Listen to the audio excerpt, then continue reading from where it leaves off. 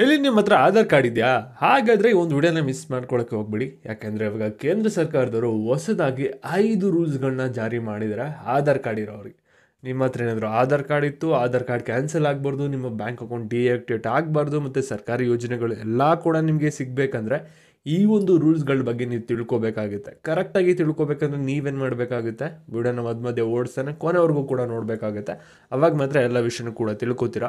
ಅದಕ್ಕಿಂತ ಮುಂಚೆ ಯಾರು ಚಾನಲ್ ಸಬ್ಸ್ಕ್ರೈಬ್ ಮಾಡ್ಕೊಂಡಿಲ್ಲ, ಪ್ರತಿಯೊಬ್ಬರು ಕೂಡ ಕೆಳಗಡೆ ಸಬ್ಸ್ಕ್ರೈಬ್ ಬಟನ್ ಅಂತ ಕಾಣ್ತಾ ಇರುತ್ತೆ, ಅದಕ್ಕೆ ಕ್ಲಿಕ್ ಮಾಡಿ ಪಟ್ ಅಂತ ಸಬ್ಸ್ಕ್ರೈಬ್ ಮಾಡ್ಕೊಳ್ಳಿ. ಹಾಗೆ ಪ್ರತಿಯೊಬ್ಬರು ಕೂಡ ವಿಡಿಯೋಗೊಂದು ಲೈಕ್ ಕೊಡಿ. ಯಾಕಂದರೆ ನೀವು ಕೊಡೋ ಒಂದೇ ಒಂದು ಲೈಕ್, ಒಂದು ಸಬ್ಸ್ಕ್ರೈಬಿಂದ ನಿಮ್ಗೆ ಇದೇ ರೀತಿ ಕಂಟಿನ್ಯೂಸ್ ಆಗಿ ಅಪ್ಡೇಟ್ಸ್ಗಳು ಸಿಗ್ತಾ ಇರುತ್ತೆ. ಇವಾಗ ನಾವು ಡೈರೆಕ್ಟಾಗಿ ವಿಡಿಯೋ ಬಗ್ಗೆ ಬರೋಣ.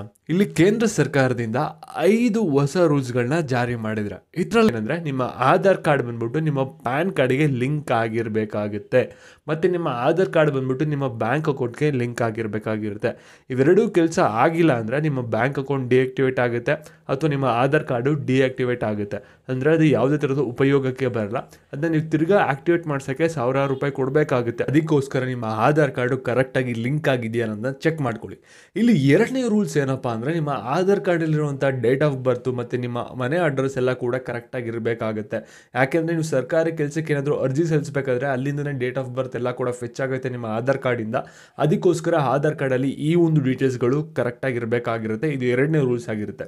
ಇನ್ನು ಮೂರನೇ ರೂಲ್ಸ್ ಏನಪ್ಪ ಅಂದರೆ, ನಿಮ್ಮ ಆಧಾರ್ ಕಾರ್ಡ್ ಇಲ್ಲದೇ ಯಾವುದೇ ಥರದ ಸರ್ಕಾರಿ ಯೋಜನೆಗಳನ್ನ ನಿಮಗೆ ಇನ್ನು ಮುಂದೆ ಸಿಗೋದಿಲ್ಲ ಅಂತ ಸರ್ಕಾರದವರು ಅಫಿಷಿಯಲ್ ಆಗಿ ಅನೌನ್ಸ್ಮೆಂಟ್ನ ಮಾಡಿದ್ದಾರೆ. ಅಂದರೆ ಕೇಂದ್ರ ಸರ್ಕಾರದವರು ಏನು ಹೇಳ್ತಾ ಇದ್ದಾರೆ ಅಂದರೆ, LPG ಸಬ್ಸಿಡಿ ಆಗಿರ್ಬೋದು ಅಥವಾ ಬೇರೆ ಸರ್ಕಾರಿ ಯೋಜನೆಗಳು ಯಾವುದೇ ಬಂದರೂ ಕೂಡ ಆಧಾರ್ ಕಾರ್ಡ್ ಒಂದು ಕಡ್ಡಾಯವಾಗಿರುತ್ತೆ.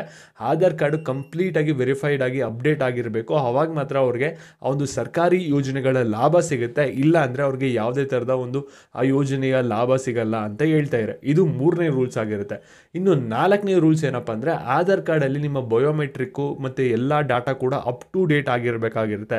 ಇದಕ್ಕಾಗಲೇ ಒಂದು ಡೆಡ್ಲೈನು ಕೂಡ ಕೊಟ್ಟಿದ್ರು, ಇನ್ನೇನೋ ಮುಗಿತಾ ಬರ್ತಿದೆ. ಇದ್ರ ಬಗ್ಗೆ ಶಾರ್ಟ್ಲಿ ಕೇಂದ್ರ ಸರ್ಕಾರದವರು ಕೂಡ ಅನೌನ್ಸ್ಮೆಂಟ್ನ ಮಾಡ್ತಾರೆ. ಅಷ್ಟರಲ್ಲಿ ನಿಮ್ಮ ಆಧಾರ್ ಕಾರ್ಡಲ್ಲಿರುವಂಥ ಪ್ರತಿ ಒಂದು ಡೀಟೇಲ್ಸು ಕೂಡ ಅಪ್ ಟು ಡೇಟ್ ಆಗಿರಬೇಕಾಗಿರುತ್ತೆ. ಐದನೇ ರೂಲ್ಸ್ ಏನಪ್ಪ ಅಂದರೆ, ನಿಮ್ಮ ಆಧಾರ್ ಕಾರ್ಡ್ ಏನಾದರೂ ನೀವು ಒಂದು ಇಲ್ಲಿಗಲ್ ಕೆಲಸಕ್ಕೆ ಬಳಸ್ಕೋತಾ ಇದ್ದೀರಾ ಅಂದರೆ ನಿಮಗೆ ಒಂದು ಕಠಿಣವಾದ ಶಿಕ್ಷೆ ಕೂಡ ಆಗುತ್ತೆ. ಇದು ಕೇಂದ್ರ ಸರ್ಕಾರದಿಂದ ಬಂದಿರುವಂಥ 5 ಹೊಸ ರೂಲ್ಸ್ಗಳಾಗಿರುತ್ತೆ. ಮತ್ತು ಈ ಒಂದು ವಿಡಿಯೋನ ಯಾರ ಹತ್ರ ಆಧಾರ್ ಕಾರ್ಡ್ ಇದೆ ಅವರಿಗೆ ಶೇರ್ ಮಾಡೋದನ್ನ ಮರಿಬೇಡಿ. ಮತ್ತು ಇದೇ ರೀತಿ ಅಪ್ಡೇಟ್ಸ್ಗಾಗಿ ಚಾನಲ್ ಸಬ್ಸ್ಕ್ರೈಬ್ ಮಾಡ್ಕೊಳ್ಳಿ. ಕೆಳಗಡೆ ಸಬ್ಸ್ಕ್ರೈಬ್ ಬಟನ್ ಇದೆ. ಧನ್ಯವಾದ.